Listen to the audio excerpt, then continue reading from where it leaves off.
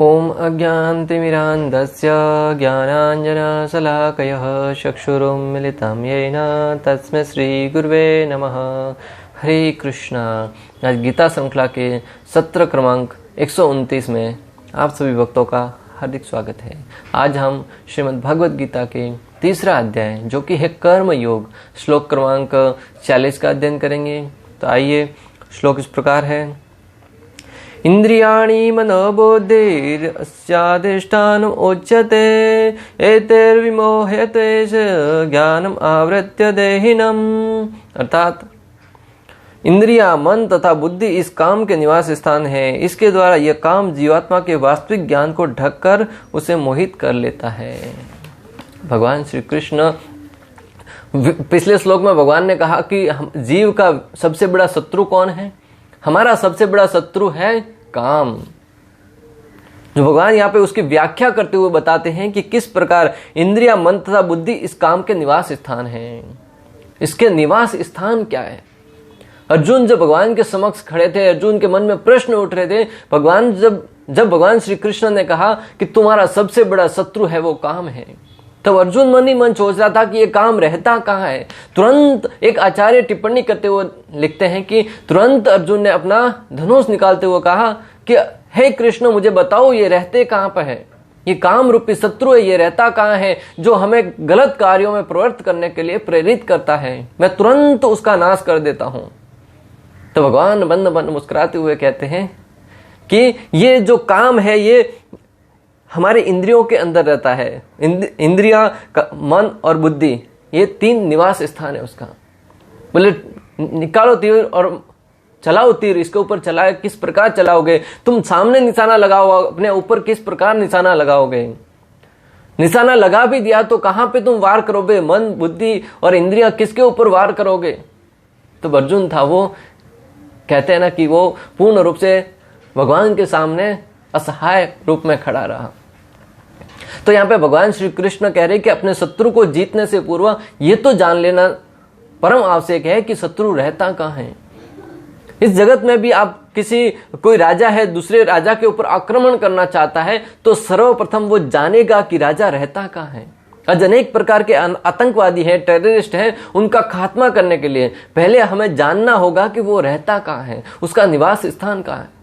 अनेक प्रकार के ऐसे लोगों को भेजकर ये जानने का प्रयास किया जाता है कि उसकी दिनचर्या क्या है, वो रहता कहाँ है, कार्य क्या करता है, उसके आने जाने का पूरा समय सारणी क्या है, यानी कि उसके निवास स्थान के बारे में विशेष रूप से जानना। तो हमें भी अगर हमारे शत्रु को बारे में जानना है तो भगवान श्री कृष्ण कह रहे हैं कि इंद्रिया, मन और बुद्धि ये काम के निवास स्थान है। इनके निवास स्थान को जानकर उसके ऊपर आक्रमण करने का प्रयास करो, तब तुम अपने शत्रु को जीत पाओगे। चूंकि शत्रु ने बद्धजीव के शरीर के विभिन्न सामरिक स्थानों पर अपना अधिकार कर लिया है। जो शत्रु है, काम रूपी शत्रु, उसने बद्धजीव के जो बहुत ही महत्वपूर्ण स्थान है, जिस प्रकार एक राजा के महल किले पर ही अगर कोई आक्रमण कर ले, जहां पे राजा रहता है उसी स्थान पर कोई आक्रमण कर ले तो बाकी सारी की सारी सेना है उसको अपने हथियार डालने पड़ेंगे। उसी प्रकार जो हमारा शत्रु है काम रूपी, उसने विशेष रूप से हमारे इंद्रिया, मन और बुद्धि पर आक्रमण कर लिया। और सारे के सारे कार्य संपन्न कहां से होते हैं? इंद्रियों से। और इंद्रियों का नियंत्रण किसके हाथ में होता है? मन के हाथ में। और मन किसके द्वारा चलायमान होता है? बुद्धि के द्वारा। जो इंद्रियां हैं उसकी तुलना एक रथ के आगे घोड़े लगते हैं ना, उनसे तुलना की गई है। 5 घोड़े होते हैं रथ के आगे, उन 5 घोड़ों की तुलना इंद्रियों से की गई है। तो इंद्रियां हैं वो घोड़े हैं। वो अगर अपनी अपनी दिशाओं में एक दूसरे की अपनी दिशाओं में अगर रथ को खींचेंगे तो रथ है वो आगे नहीं बढ़ पाएगा। जो घोड़ा ज्यादा शक्तिशाली होगा उस दिशा में रथ को खींचते हुए लेके जाएगा। और उन घोड़ों का नियंत्रण किसके हाथ में है? रस्सी है वो है मन, उनकी रस्सी है वो मन। और मन को नियंत्रण कौन कर रहा है? बुद्धि है वो है सारथी घोड़े, उस रथ का सारथी है वो बुद्धि है। और आत्मा है उसके ऊपर बैठने वाला जो व्यक्ति है, जो उस रथ के ऊपर विराजमान है वो है आत्मा। तो इस प्रकार इंद्रियों के ऊपर है मन, मन के ऊपर है बुद्धि, बुद्धि के ऊपर है आत्मा। तो जब व्यक्ति आत्मा के द्वारा प्रेरित होकर बुद्धि के द्वारा ज्ञान अर्जित करके जब मन के द्वारा उस इंद्रियों को नियंत्रित करने का प्रयास करेगा, तब तो रथ है वो सही दिशा में जाता हुआ प्रतीत होगा। वरना अगर उल्टा होगा, इंद्रियां है वो अपनी तरफ खींचेगी मन को कि मुझे ये कार्य करना है, मुझे ये भोजन खाना है, मुझे ये भोग करना है, मुझे उस स्थान पर जाना है। उस अवस्था में क्या होगा, इंद्रियां है वो अलग अलग दिशाओं में खींचेगी, मन है वो बुद्धि के द्वारा प्रेरित होकर उनको कार्य पूर्ण करने के लिए बुद्धि के द्वारा उसको कार्यान्वित करेगा कि किस प्रकार इनको संपन्न किया जाए। उस अवस्था में रथ है वो हमारे गंतव्य तक नहीं पहुंच पाएगा। उस अवस्था में हम है भगवंत के धाम में जाने का जो हमारा अंतिम लक्ष्य है, वहां तक नहीं पहुंच पाकर अनेक प्रकार के सकाम कर्मों में बढ़ जाएंगे, विभक्त हो जाएंगे। जहां जहां इंद्रियां लेके जाएगी वहां वहां व्यक्ति पीछे घसीटता हुआ चलता आएगा। अतः भगवान कृष्ण उन स्थानों का संकेत कर रहे हैं जिससे शत्रु को जीतने वाला यह जान ले कि शत्रु कहां पर है। भगवान श्री कृष्ण है वो उस स्थान के बारे में संकेत कर रहे हैं जहां पर शत्रु निवास करता है, ताकि हम शत्रु के भेद को जानकर शत्रु के ऊपर आक्रमण कर सके। मन समस्त इंद्रियों के कार्यकलापों का केंद्र बिंदु है। मन है वो समस्त इंद्रियों के कार्यकलापों का केंद्र बिंदु है। मन के द्वारा ही अनेक प्रकार की इच्छाएं उत्पन्न होती हैं। जब भी इंद्रियों को कोई कार्य करना होता है, सीधा मन को तुरंत आदेश देते हैं। मन उसके ऊपर चिंतन करने लगा है, मनन करने लगता है और बुद्धि के द्वारा वो कसौटी पर कसता है कि ये सही है कि गलत है। अगर इंद्रिया प्रबल है तो गलत कार्य करने के लिए भी प्रेरित करेगा, परंतु अगर बुद्धि प्रबल है तो अगर गलत कार्य होगा तो तुरंत मन के द्वारा उसको मना कर देगा, नहीं ये कार्य नहीं करना है।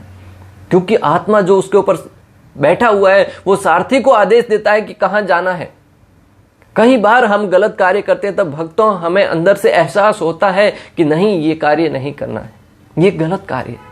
अगर हम उसको नजरअंदाज करते हुए कार्य करेंगे तो वो हम हमारे आत्मा के आदेश का नजरअंदाज करते हैं और उस अवस्था में व्यक्ति दुखी होता है। जिस प्रकार सारथी है वो अगर अपने मालिक का, जो उनके राजा है, उनका आदेश पालन न करते हुए अपने इच्छा से रथ को चलाएगा तो उसे निश्चित रूप से दुखी होना पड़ेगा, क्योंकि जो उसका विरोधी है उसके बारे में भली भांति पता किसे है, जो राजा है उसको पता है कि किस प्रकार रथ को आगे बढ़ाना है।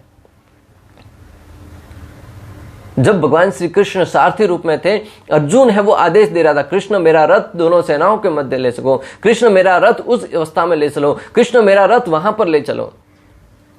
अगर अर्जुन के आदेश का पालन न करके सारथी है वो अपनी इच्छा से आगे रथ लेके जाएगा तो अर्जुन को युद्ध किसी और से करना है और वो किसी और दिशा में चला जाएगा। उस अवस्था में जो राजा है उसके अंतिम निर्णय है वो बहुत ही दुखदायक होगा। उसी प्रकार अगर हम आत्मा की बात को न मानकर मन के द्वारा प्रेरित होकर इंद्रियों को तुष्ट करने के लिए हमेशा लगे रहेंगे तो निश्चित रूप से हम हमारे शत्रु द्वारा पराजित होंगे। और जब काम रूपी शत्रु हम पर हावी हो जाएगा तो उस अवस्था में व्यक्ति है वो अनेक प्रकार के अपराध कर बैठेगा। हमने पहले पढ़ा है भक्तों दूसरे अध्याय में, ध्यायतो विषयान पुंसा संगस्तेषु उपजायते संगत संजायते कामात् क्रोधो बजायते। जैसे ही काम अंदर वासना जैसे हम पर हावी हो जाएगा तुरंत अंदर क्रोध प्रकट हो जाएगा। क्रोधात् भवति सम्मोह सम्मोहत स्मृति विभ्रम स्मृति भ्रमसात् बुद्धिनाशो बुद्धिनाशात् प्रणश्यति।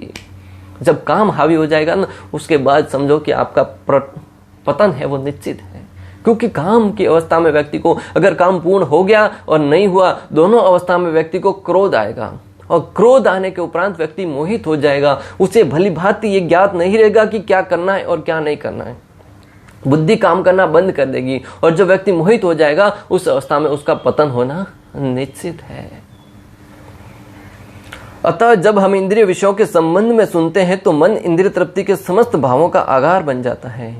अतः जब हम किसी इंद्रिय विषयों के बारे में सुनते हैं, जैसे ही कहीं से सुना वहां पर कितना सुंदर स्थान है घूमने के लिए, जहां जैसे ही सुना उस स्थान पर कितना स्वादिष्ट भोजन प्राप्त होता है, जैसे सुना वो स्थान है वो कितना, वहां पे कितने सुंदर सुंदर भजन गाए जाते हैं, कितने सुंदर सुंदर गानों का आयोजन होता है, कितने सुंदर डीजे पार्टी का आयोजन होता है। ऐसे अनेक प्रकार के स्थानों के बारे में जब व्यक्ति सुनता है तो मन है वो चलायमान हो जाता है, तुरंत उसके बारे में मनन करने लगता है कि मैं अपने इंद्रियों का भोग करने के लिए किस प्रकार उनको मेरे शरीर को किस प्रकार तैयार करूं, किस प्रकार बुद्धि के द्वारा वो तुरंत कार्यान्वित हो जाता है। इस तरह मन तथा इंद्रियां काम की शरण स्थली बन जाते हैं। इस तरह मन तथा इंद्रियां जो काम की है शरण स्थली बन जाते हैं, शरण स्थली रहने का निवास स्थान। इसके बाद बुद्धि ऐसी कामपूर्ण रुचियों की राजधानी बन जाती है। श्रील प्रभुपाद कितना सुंदर सुंदर दृष्टांत देकर हमें समझाते हैं कि जब ऐसे मनन हमारे मन में आते हैं तो इंद्रियां और मन उस स्थान की शरण स्थली बन जाती है, और जो बुद्धि है वो उस गलत काम की राजधानी बन जाती है। यानी कि राजधानी बोलो तो देश की राजधानी, उस स्थान से सारे निर्णय लिए जाते हैं कि क्या देश में कार्य नियम लागू होंगे और क्या नहीं होंगे। वहां पे संसद भवन में बैठकर जो नेतागण हैं वो निर्णय लेते हैं कि क्या कार्य करना है, क्या नहीं करना है, कौन सा बिल पास करना है, कौन सा नहीं करना है। अगर किसी और देश का कोई प्रधानमंत्री या कोई राष्ट्रपति भी आता है तो दिल्ली में जाकर राष्ट्रपति, प्रधानमंत्री है, राष्ट्रपति है, उनके निवास स्थान पर सर्वप्रथम वहीं जाता है भक्तों। तो हमारा जो शरीर का राजधानी है वो मन है। मन है वो उस गलत कार्यों की राजधानी बन जाता है। उस अवस्था में राजधानी यानी कि मन के द्वारा निर्णय लेना प्रारंभ करता है कि इंद्रियों को तुष्ट कैसे किया जाए। और आज आप देख भी रहे हैं कि अनेक प्रकार के गलत कार्यों में व्यक्ति प्रेरित हो रहा है। स्वयं की बुद्धि के द्वारा कोई व्यक्ति सही गलत का निर्णय किए बगैर मात्र इंद्रिय भोग में लगा हुआ है और हर एक गलत कार्य को करता हुआ प्रतीत हो रहा है भक्तों। बुद्धि आत्मा की निकट पड़ोसिन है, और बुद्धि है वो आत्मा की निकट पड़ोसन है, उसकी पास में रहने वाली, बाजू में रहने वाली है। आत्मा है वो बुद्धि के नजदीक रहती है। कामों में बुद्धि से आत्मा प्रभावित होता है, जिससे उसमें अहंकार उत्पन्न होता है। और जब बुद्धि है वो काम में हो जाती है, काम आतुर हो जाती है, उसमें शास्त्रों का ज्ञान न हो, अनेक प्रकार के ज्ञान का भंडार है वो खाली होकर मात्र इंद्रिय भोग का मनन करती रहती बुद्धि, उस अवस्था में वो आत्मा को भी दूषित करती है। वो आत्मा है वो जब कामों में बुद्धि के द्वारा नियंत्रित होने लगता है तो आत्मा के अंदर अहंकार आने लगता है, मैं और मेरा की भावना, वह पदार्थ से तथा इस प्रकार मन तथा इंद्रियों से अपना तादात्म्य कर लेता है। उस अवस्था में आत्मा को लगता है कि जो इंद्रियां कार्य कर रही हैं, जो बुद्धि मुझे आदेश दे रही है, यही मेरा कार्य है। आत्मा का जो स्वभाव है सच्चित और आनंद, वो इस भौतिक जगत के बंधनों में आकर, भौतिक जगत के कार्यों से आवृत होने के कारण वो भी धीरे धीरे उसके ऊपर एक परत सड़ जाती है, आवरण सड़ जाता है। उस अवस्था में वो गलत कार्य करने के लिए अहंकार के रूप में उसके परिवर्तित होने लगते हैं और आत्मा को भौतिक इंद्रियों का भोग करने की लत पड़ जाती है। उस अवस्था में जो आत्मा है उसको भौतिक कार्य करने की, इंद्रिय भोग करने की लत पड़ जाती है। वैसे आत्मा का स्वभाव है सच्चित और आनंद, उसका स्वभाव है कि वो भगवान श्री कृष्ण का नित्य दास है। उस अवस्था में वो श्री कृष्ण की मात्र सेवा के लिए बनाया गया है। परंतु जैसे ही ऐसे कार्यों के द्वारा दूषित होता है वो ऐसे भौतिक कार्य करने के लिए प्रेरित होता है। उसका स्वभाव है कि सेवा करना, अगर भगवान की सेवा में नहीं लगाएंगे तो वो माया की सेवा में लगेगा। और माया साव है, माया का दास है, वो हमेशा उदास रहता है। कृष्ण दास है, वो हमेशा बिंदास रहता है। निर्णय आपके हाथ में भक्तों, माया का दास बनना है या कृष्ण का दास बनना है, जिससे वो वास्तविक सुख मान बैठता है। उस अवस्था में जो आत्मा है वो भौतिक जगत के इंद्रिय भोग करने में अपने आप को लगा देता है और वही इस शरीर का जो सुख है, जो क्षणिक सुख है, उसे ही अपना वास्तविक सुख मान बैठता है।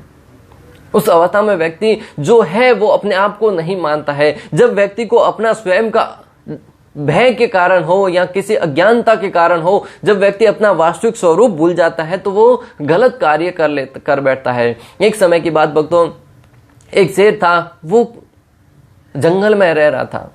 एक ब्राह्मण और ब्राह्मणी पति पत्नी है, वो भी वहां पर अपनी कुटिया बनाकर रह रहे थे। उनके आंगन में गाय बंधी हुई थी। पहले क्या होता था, अलग अलग जगह पर ब्राह्मण है वो रहकर अपना ज्ञान के द्वारा दूसरों को पोषण देते थे और स्वयं भी गाय का पालन करके वहां से जो दूध प्राप्त होता था उससे अपने शरीर का, अपने परिवार का भरण पोषण करते थे। बहुत ही सुंदर वैदिक सभ्यता थी, जीवन निर्वाहन कर रहे थे। एक दिन शेर है वो वहां पर जब गाय को देखा तो गाय का भक्षण करने की उसके अंदर इच्छा जागृत हुई। उसने सोचा कि अभी तो ब्राह्मण है वो जाग रहे हैं, जैसे ही ब्राह्मण सो जाएंगे मैं तुरंत उनके ऊपर आक्रमण करूंगा। इतने में ब्राह्मण ने अपनी पत्नी से कहा कि सुनो, संध्या आने वाली है, तुरंत भोजन बना लो। हम भोजन करके रात्रि को विश्राम करने के लिए तुरंत चले जाते हैं। जैसे ही शेर ने सुना कि संध्या आने वाली है, संध्या, उन्होंने सोचा कि संध्या कोई बहुत बड़ा आक्रमण करने वाली होगा, बहुत शक्तिशाली प्राणी होगा, जिसके भय से ब्राह्मण है वो भी जल्दी भोजन करके सोने के लिए जा रहे हैं। तो राक्षस उस शेर के मन में भी भय व्याप्त हो गया कि संध्या है वो बहुत ही पावरफुल है। संध्या यानी कि सूर्य, जब सूर्य अस्त होता है तो संध्या के समय उसके उपरांत है वो लोग भोजन नहीं करते थे। तो जैसे ही उस ब्राह्मण ने भोजन करके विश्राम के लिए चले गए, शेर है वो किसी झाड़ी के पीछे जाके छुप गया कि संध्या आएगी, हो सकता है कि इनको वहां पर न पाकर मेरा नुकसान कर लेगी, मेरा अहित कर देगी। इतने में उनके नजदीक में कोई धोबी रहता था। धोबी का गधा है वो उस दिन कहीं तो चला गया था, वहां पर नहीं था। तो धोबी की पत्नी ने कहा कि गधे को लेके आइए, अभी बहुत काम है, गधे को थोड़ा खाना खिला दो और उसके बाद उसके ऊपर बहुत सारा वजन रख के कहीं तो धोबी घाट लेके जाना होगा।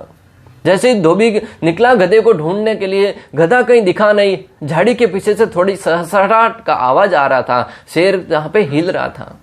उसने सोचा कि गधा यही है। अंधेरे में शेर को गधा समझकर उसका कान पकड़ते हुए लेके आने लगा। शेर को लगा कि संध्या यही है। शेर है वो अंदर से भय था, वो व्याप्त था, वो चुपचाप अपने मालिक के साथ चलने लगा। धोबी है वो और क्रोधित था कि अभी काम का समय हो, तू यहाँ झाड़ियों में आकर छिपा हुआ है। अपनी लाठी से मारने लगा, शेर को पीटते पीटते जब वहां पर घसीटते हुए लेके जाने लगा।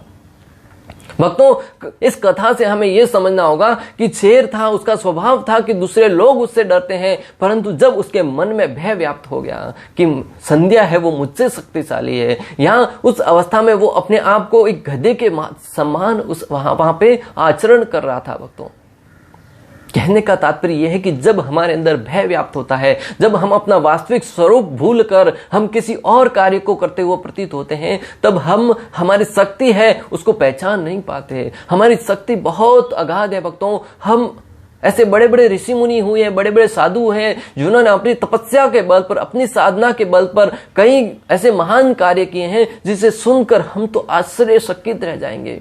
परंतु आज का मानव मात्र इंद्रिय भोग में लगा हुआ है। आहार, निद्रा, भय, मैथुन, इससे ऊपर उठ ही नहीं पाता है। उसे अपनी शक्ति का एहसास नहीं है। वो शेर की भांति अपनी शक्ति को दबा कर रखा है। उसको लगता है कि मात्र मेरा कार्य यही है कि मैं धन कमाऊं, भोजन ग्रहण करूं और परिवार का भरण पोषण करूं और बस, कुछ नहीं। आहार, निद्रा, भय, मैथुन, इसके अलावा कुछ नहीं। परंतु मानव मात्र का जन्म मिला है साक्षात्कार करने के लिए, अथा तो ब्रह्म जिज्ञासा, भगवान के बारे में जानने के लिए।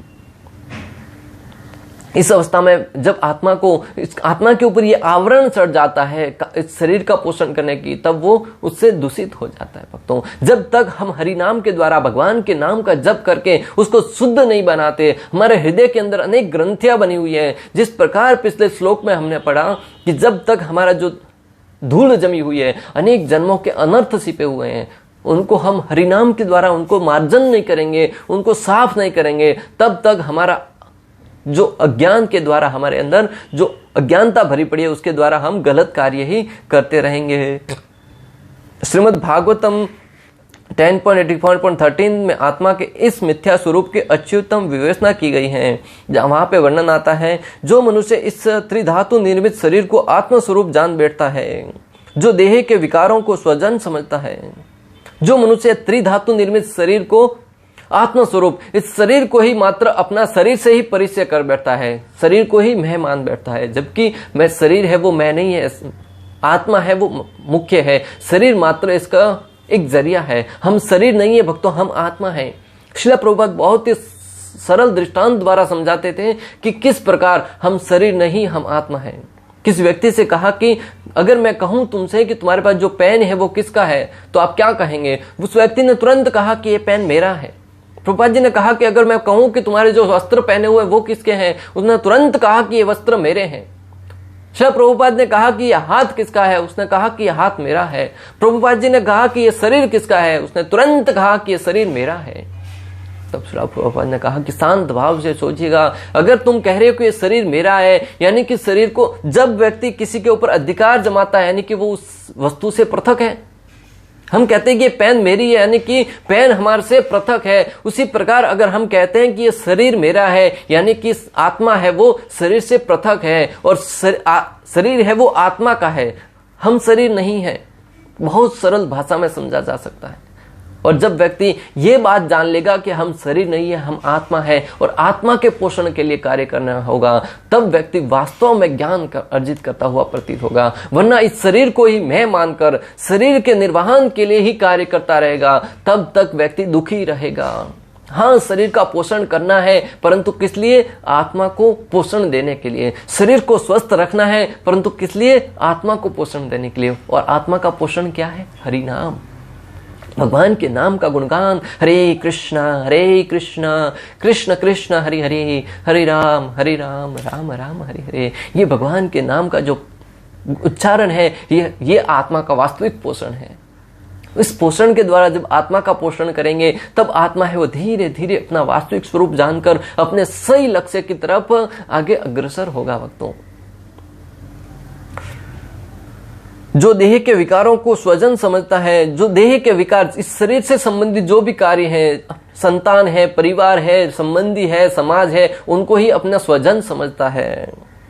जो जन्मभूमि को ही पूज्य मानता है, जो जिस धरती पर जन्म लिया है उसको ही मात्र पूज्य मानता है। हाँ, धरती माता पूज्य है, परंतु भक्तों हो सकता है कि इस जन्म में हमने ये धरती भारत भूमि पर जन्म लिया है, अगले जन्म में हो सकता है कि कोई अलग देश में जन्म लेगा, अमेरिका है, ऑस्ट्रेलिया है, कहीं और जन्म लेगा। उस अवस्था में उसकी पूज्य भूमि कोई और स्थान बन जाएगा। पूरी की पूरी पृथ्वी देवी है वो पूज्य हमारे लिए है, मात्र कोई एक भाग है वो पूज्य मानकर अगर हम उनको ही अपना पूज्य मानते रहेंगे तो हम दूसरे देशों से घृणा करते रहेंगे, और जब किसी और से घृणा करेंगे उस अवस्था में हम भगवान से प्रेम नहीं कर पाएंगे। इसलिए संपूर्ण पृथ्वी को अपना पूज्य मानते हुए हमारे आराध्य कौन है? भगवान श्री कृष्ण, उनकी सेवा में लगना होगा। जो तीर्थ स्थानों की यात्रा दिव्य ज्ञान वाले पुरुष से भेंट करने के लिए नहीं अपितु स्नान करने के लिए करता है, और जो व्यक्ति इस जो तीर्थ स्थान है उसकी यात्रा है मात्र और मात्र इस शरीर का स्नान करने के लिए ही करता है, जो दिव्य ज्ञान वाले साधु हैं उनसे भेंट करने की बजाय मात्र स्नान करके पुनः लौट आने में ही करता है, वह व्यक्ति गधा या बैल के समान माना जाता है। जो व्यक्ति इस शरीर को, इस धरती को ही अपना पूज्य भूमि मानता है और जो तीर्थ स्थानों का भ्रमण करता है, तब मात्र और मात्र उसका उद्देश्य ये होता है कि मैं वहां पे स्नान करके अपने शरीर को शुद्ध करूं। वो वहां पर रहने वाली महात्माओं के मुख से ज्ञान अर्जित नहीं करता है, वहां के बारे में कथाएं नहीं सुनता है, तो मात्र और मात्र वह गधा या बैल के भांति उसकी तुलना की गई है। ये मैं नहीं कह रहा हूं, श्रीमद् भागवतम कह रहा है। आप स्वयं भागवतम उठाकर उसको खोल कर पढ़ सकते हैं। यानी कि जब हम यात्रा पर जाए तो गुरु और साधुओं के मार्गदर्शन में जाकर वहां के बारे में, वहां के महत्व के बारे में सुने। मात्र पिकनिक के लिए नहीं जाना है, आचार्यों के मार्गदर्शन में जाकर उसके स्थान के बारे में, उस स्थान के महत्व के बारे में सुने, पढ़े, समझे और उसके उपरांत वहां पर कोई कार्य करे। हमारे कानों के द्वारा कहीं धाम के दर्शन करने होंगे। जब हम अपनी आंखों से दर्शन करने बैठेंगे तो कई बार हम अपराध करते बैठते हैं। जो वहां पर वास्तविक ज्ञान अर्जित करना है उसको न करके मात्र वहां के भौतिक जगत को ही देख कर आ जाते हैं, या मात्र पिकनिक करके, फोटो खींच के, अनेक प्रकार की जगह भ्रमण करके, भेलपूरी खाकर वहां से वापस लौट आते हैं। उस अवस्था में कोई परिवर्तन हमारे अंदर नहीं आएगा। भक्तों, करेले की तीर्थ यात्रा के बारे में आपने सुना ही होगा। करेले को तीर्थ यात्रा करवाओ। वहां पर एक समय की बात, तुकाराम जी महाराज के पास एक गांव के अनेक लोग आए। तुकाराम जी महाराज से कहा कि हम तीर्थ यात्रा पर जा रहे हैं, तुम भी हमारे साथ चलो। तुकाराम जी महाराज ने कहा कि मुझे तो आने के लिए समय नहीं है, परंतु ये मेरा करेला है, इसे लेके जाओ, मेरा प्रतिनिधि मानकर जहां जहां जाओगे उसे वहां पर उसे भी स्नान कराइएगा। करेले को लेके गए, जहां जहां स्नान किया वहां पर स्नान करते आए, अनेक प्रकार की बुराइयां करते करते घूमते फिरते जब वापिस आए, तुकाराम जी महाराज ने कहा कि इन करेलों को लाकर मुझे दो, आज सब तुमको यहाँ पर हम भोजन के लिए आमंत्रित कर रहे हैं। तुकाराम महाराज ने उस करेले का ही सब्जी बनाया और उस करेले को जब सबको सब्जी खिलाया तब सबने कहा कि इतना कड़वा सब्जी खिलाया हमको, अंदर किसी प्रकार का स्वाद नहीं डाला। तुकाराम जी महाराज ने कहा कि इससे आप क्या सीखे? मैं आपको समझाना चाह रहा था कि जब ये करेला है, इसका स्वभाव क्या है? कड़वापन। इससे आपने हर एक पवित्र स्थान में स्नान करवाया, परंतु उसके उपरांत भी इसका कड़वाहट नहीं गया। आप सब भी, हम सब भी जब भी यात्रा में जाते हैं, हर जगह स्नान करते हैं, पवित्र स्थानों में घूमते हैं, परंतु अगर श्रवण नहीं करेंगे, कथा नहीं सुनेंगे, तो हमारे अंदर से जो अनेक प्रकार की बुराइयां करने की आदत है वो कभी समाप्त नहीं होगी। इसी प्रकार जब आप यात्रा पर जाएं तो साधु संघों के आदर्श में जाकर, उनके निर्देशन में जाकर कथाएं सुने, कीर्तन करें, और उस अवस्था में हमारा हृदय हो शुद्ध होगा। जो प्रचलित करने की भावना है, अनर्थ करने की भावना है, उसको त्याग कर वहां पर ऐसे कार्य करेंगे, तब हमारे जीवन में परिवर्तन आएंगे। इस प्रकार अगर जीव को काम वासनाओं से मुक्त होना है तो मुकुंद की शरण ग्रहण करनी होगी। इस प्रकार अगर हमें अपनी काम वासनाओं को ऊपर विजय प्राप्त करनी है तो श्री कृष्ण मुकुंद की शरण में जाना होगा। जब हम भगवान श्री कृष्ण की शरण में जाकर उनसे प्रार्थना करते हुए, उनसे निवेदन करते हुए याचना करेंगे, उनके नाम का जप करेंगे, गुणगान करेंगे, उनकी महिमाओं को सुनेंगे, तब हम, जो हमारा विशेष शत्रु है काम, जो इंद्रिया, मन और बुद्धि के ऊपर अपना अधिकार जमाए बैठा है, उसको अपने वश में करके उसको अपने तरीके से चलायमान कर पाएंगे, उस काम के ऊपर विजय प्राप्त कर पाएंगे। और जिस व्यक्ति ने काम के ऊपर विजय प्राप्त की है वो व्यक्ति जीवन में सर्वश्रेष्ठ सफलता को प्राप्त करेगा। ये बात निश्चय है, मैं नहीं कह रहा हूं, शास्त्र कह रहे हैं, और अनेक प्रकार के आचार्यों ने अपने कार्यों द्वारा इसको सिद्ध किया है कि ये कितना प्रमाणिक है भक्तों। इस प्रकार श्लोक क्रमांक 40 का भक्ति वेदांत तात्पर्य पूर्ण हुआ। अंत तक हमारे साथ बने रहने के लिए आप सभी का हृदयपूर्वक, प्रेम पूर्वक बहुत बहुत धन्यवाद। श्रील प्रभुपाद की जय, श्री श्री राधा गोपीनाथ भगवान की जय, श्रीमद् भगवद गीता की जय। हरे कृष्णा कृष्ण कृष्ण हरे हरे, हरे राम राम